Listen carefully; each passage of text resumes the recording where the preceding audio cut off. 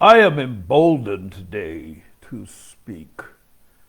I am emboldened to speak concerning the necessity to act in the present to rescue the future. We need, across the board,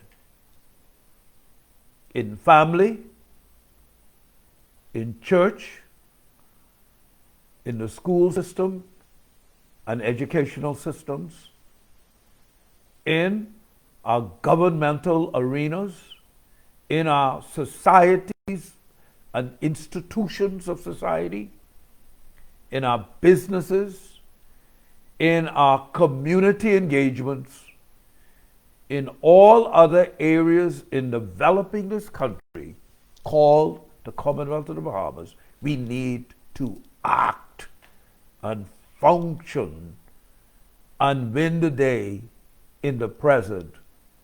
Not to bask in the positions that we have, but to function and to make a difference and to lead to a safe, secure future. So many things are at stake. What's really at stake? Let me recount. Our core values as a people is at stake. Our families and our family structures are at stake. Our community development and national development is at stake. What is at stake? Our institutions, our identity as a people, our economic development, our culture. What is at stake is our legacy to the next generation. Our resources are at stake. The resources of our people, our sand, our sea, our sun, our aragonite, our carbon footprint, they're all at stake. What's at stake? Our commitment to national development, nation building, and the like. At stake is our commitment to build our inner cities, particularly over the hill, where the value of the land is awesome in light of New Providence and what we're doing at the cruise port. We need to build attractions to develop our people to be entrepreneurs. The thing we used to do naturally, open stores and have opportunities to attract tourism, since we're spending the lion's share of everything we do in tourism, not farming and mariculture and agriculture. Since we're spending the massive amount of money in tourism, let our people benefit in a meaningful way as entrepreneurs.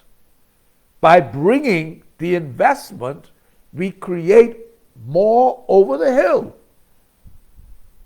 Rejuvenate the over the hill area.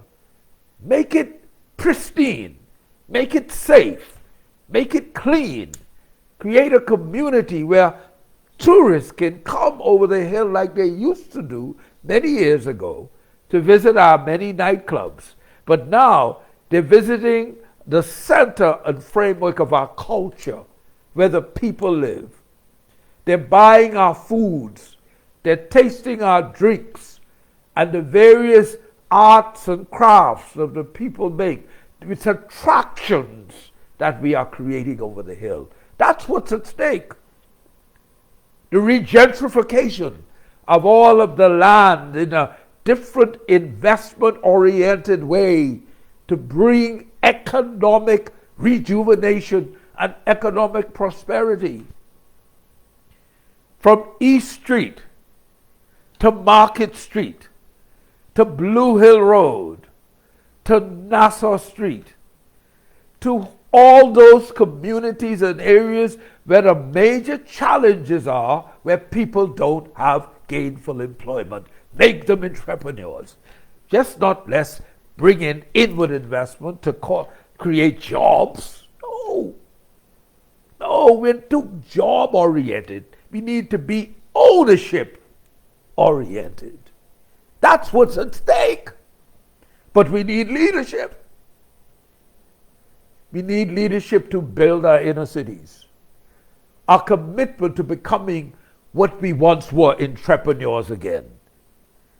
Our commitment to ownership, not just jobs.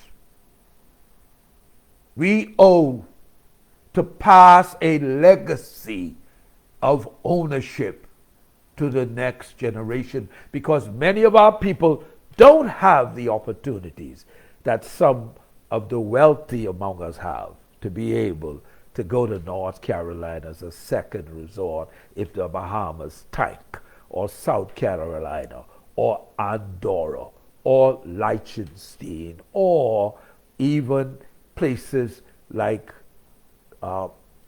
Switzerland, or other exotic places on the planet where, when you have money, that's your backup plan, that's your plan B, when plan A sinks.